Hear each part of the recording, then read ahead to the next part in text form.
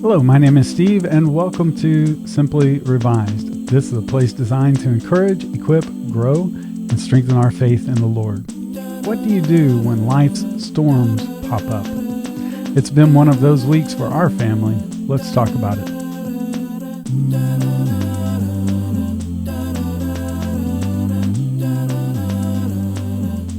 You know, those moments that seemingly come out of nowhere when the wind, the rain, the storms just seem to knock you down. You know, one day everything's steady, predictable, and then the next, life just feels like it's spinning.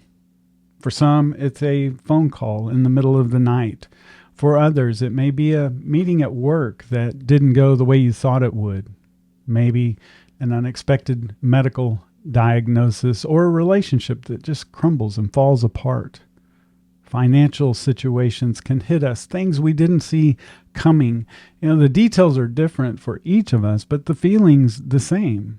The ground shifts from underneath our feet, and suddenly we're not sure what's next.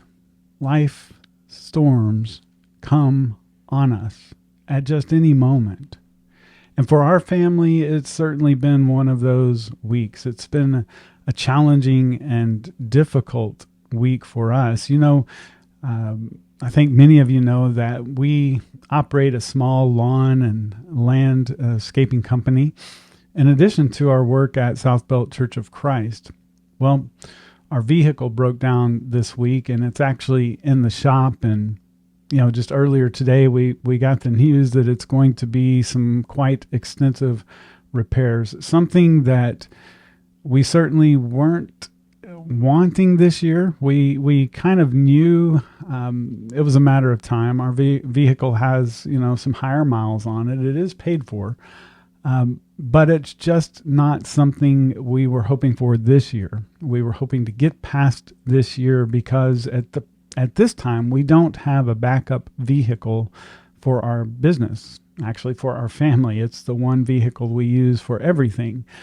We've been planning for that. We've been setting aside money and trying to get to the place where we could buy a second vehicle that could be used for our business, but we just weren't there yet. We're not going to be there for a little bit of time. And so when we got the news earlier, kind of what we were expecting, it just hit us. There's never a good time for problems, for storms, but you know, they're going to come, and you know, they make you question a lot. You know, my wife and I were thinking, did we make the right choice when we started this lawn care business? How do we keep going with ministry? I'm sure you can relate. You know, things just seem to hit, and the storms can be severe. But it's interesting that none of us can escape the storms. None of us escape times of doubt, times of fears, second guessing. I think it's something that we all relate to. It's a universal part of our experience as humans. It doesn't matter how careful we plan, how much we save, how healthy we are, how, you know, faithful we may follow Jesus. It just, storms happen to everyone and to each of us. How do you live a kingdom-focused life in the real world when we're faced with bills where you have, you know, taxes, food, utilities, things that just seem to go on and on? How do you live a truly kingdom-focused life? That's the question I've been struggling with this week, and that's the question I've been asking. How's it all supposed to work? But here's the thing. When we're in these moments, the biggest question isn't why the storm came. It's how we should get through it faithfully. And maybe even more importantly, who's with us in the storm. That's where we're going today. We're going to look at a moment when the people closest to Jesus found themselves blindsided by a storm. And what they discovered changes how we face storms today. when storms enter our lives. If you've ever been caught in the middle of a bad storm, you know there's a sudden sense of powerlessness, a sudden sense of, I really can't do much against this storm that we're facing. I remember one time, we live along the Gulf Coast of Texas, and fishing has always been a big part of my life. I've enjoyed fishing ever since I was a small child. Been in boats on the bay, on the water, probably as much as I've been on land at some points in time. But I remember one time when my wife and I were dating. We had were we dating or were we married? I can't remember. It's been a long time ago. But we were out one evening. We were married.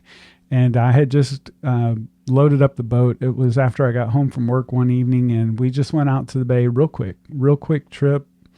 And all of a sudden things changed, and they changed dramatically. We could see a storm on the horizon. And I just remember telling my wife, I need to pay attention to that. Wasn't really concerned about it. It was pretty far away from us at the time. But almost as soon as I said that, I felt just a cold wind blow over my face. And I said, well, it's time to pack up. We need to get out of here because this storm's heading to us. And it wasn't just but a matter of minutes before the calm bay suddenly became pretty intense. Water was coming over the boat, waves were crashing in, wind was picking up, and we really were struggling pretty quick. I began to look just for a place where I could run the boat ashore, just get out of or off the water. And long story short, we ended up losing the boat, but we were safe. We had found a place to where we could get on shore, jumped up on a bulkhead.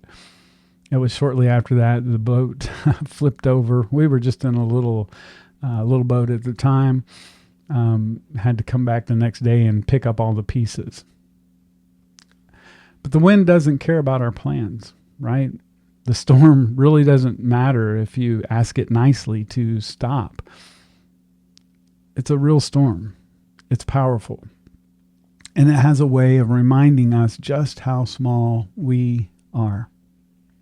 And that's exactly where the disciples found themselves in Mark chapter 4. Beginning in verse 35 of Mark 4, it says, that day when the evening came, he, and this is Jesus, said to his disciples, let us go over to the other side. Leaving the crowd behind, they took him along just as he was in the boat. There were also other boats with him. But a furious squall came up, and the waves broke over the boat so that it was nearly swamped. Jesus was in the stern, sleeping on a cushion. The disciples woke him and said to him, Teacher, don't you care if we drown? So he got up, rebuked the wind, and said to the waves, Quiet, be still. The wind died down, and it was completely calm. And he said to his disciples, Why are you so afraid? Do you still have no faith? They were terrified and asked each other, Who is this, that even the winds and the waves obey him? Notice how this begins. Let's go over to the other side. This whole trip was Jesus's idea. They weren't being reckless with their decisions. They weren't being careless. They weren't running away from anything. They were simply obeying Jesus. And yet, the storm still came. That's worth kind of sitting with for a moment, pausing for a moment. Following Jesus doesn't always guarantee smooth waters. Sometimes obedience may take us straight into the gale or the storm. Mark describes this in terms of a furious squall. And when I was kind of looking at this, it means like a violent windstorm. In fact, one commentary had almost of hurricane force. So this wasn't just a choppy little day on the bay. It was a life-threatening event. The waves were already filling the boat. And these experienced fishermen who had grown up on these very waters were convinced that they were going to die. And where was Jesus? He was asleep. Not just resting, but asleep on the cushion of the boat in the stern. If you've ever been on a boat, the stern is kind of the place of control. I spent some time in the military. I was actually in the Navy. And sometimes when we would get into violent storms or pretty strong seas, I remember one of the most calm places you could get on the ship was towards the back, towards the stern. That's where Jesus was. He was sleeping in the stern, the place of control. And the disciples didn't wake him politely. They shook him awake. And as they did, they were accusing him. Don't you care, Jesus, if we die? Have you ever prayed something like that? Lord, don't you see what's happening? Don't you care? This is getting worse, and all I hear is silence. But then Jesus gets up. And instead of beginning to bellow water, which is certainly what I would have done, or grabbing a rope to secure the sails or something, he just speaks. He rebukes the wind. He says to the sea, "Quiet, be still."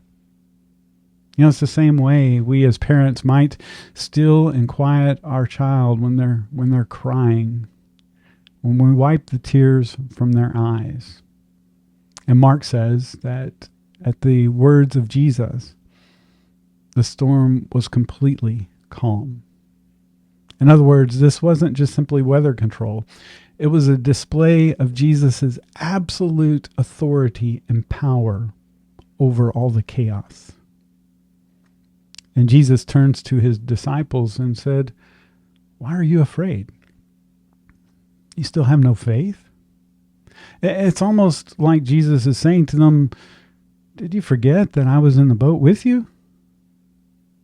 And if we notice here, the disciples' fear, it doesn't leave, but it shifts in some ways. It's transformed. Mark says that they became very much afraid, not of the storm, but of Jesus, of him. Awe replaces panic in their hearts. They whisper to each other, "Who is this, that even the winds and the waves obey him?" And that's the turning point for us also. The storm's power isn't the biggest story. The biggest thing in this story is the one who commands, who has all authority over the storm. It's Jesus. And the disciples went into that storm. They're thinking their greatest need was to have this weather calm down, to have this storm pass.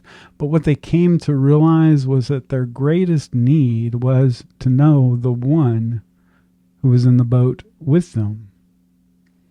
And here's something important to notice. Jesus doesn't wait for them to have perfect faith before he calmed the sea. He met them where they were, in their fear, in their doubt, even in their accusations of Jesus. And what did Jesus do? He shows them the power of his presence. He's greater than the storm. And that's the hope that you and I hold on to. Not that God's going to always remove the storms, but that his presence is never in question. In Psalm 46, we read these words, "God is our refuge and strength, an ever-present help in trouble. Therefore we will not fear, though the earth may give way and the mountains fall into the heart of the sea, though its waters roar and foam and the mountains quake with their surging."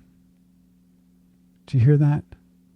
God is our refuge and our strength, an ever-present help in times of trouble.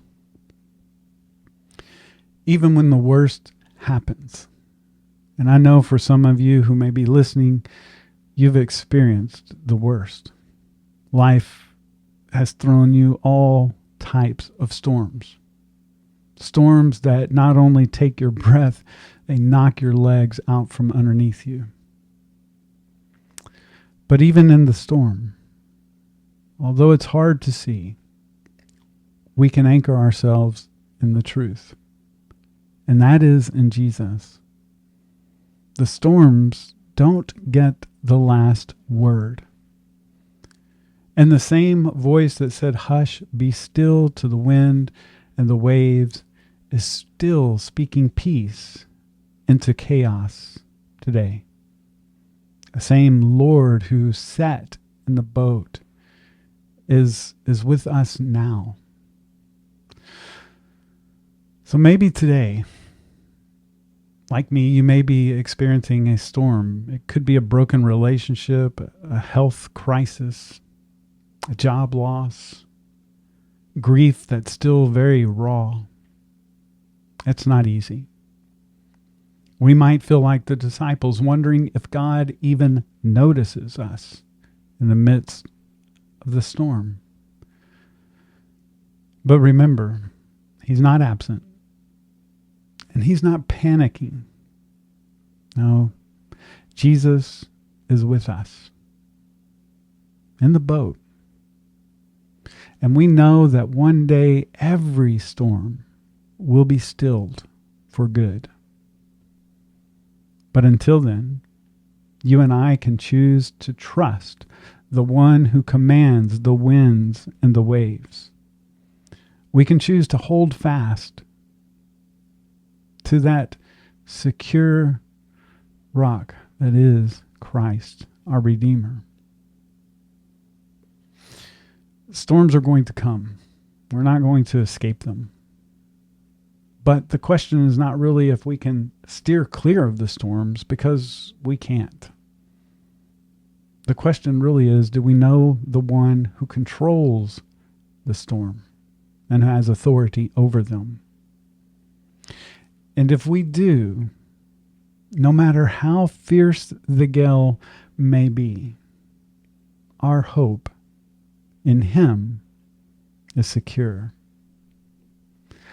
So again, I want to thank you for joining us here at Simply Revised, and I certainly hope that these words have in some way been a small encouragement to you.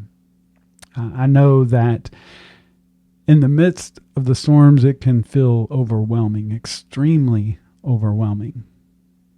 But I just want us to know that we have one in Jesus who is faithful, one who we can count on, one who, even though it may not seem like He's present, hears our every cry. So thanks again for joining us. And if you found some encouragement, please share us with your friends. As you have opportunity, you can find us on YouTube or podcast player of your choice. Either way, we would appreciate your shares, your comments.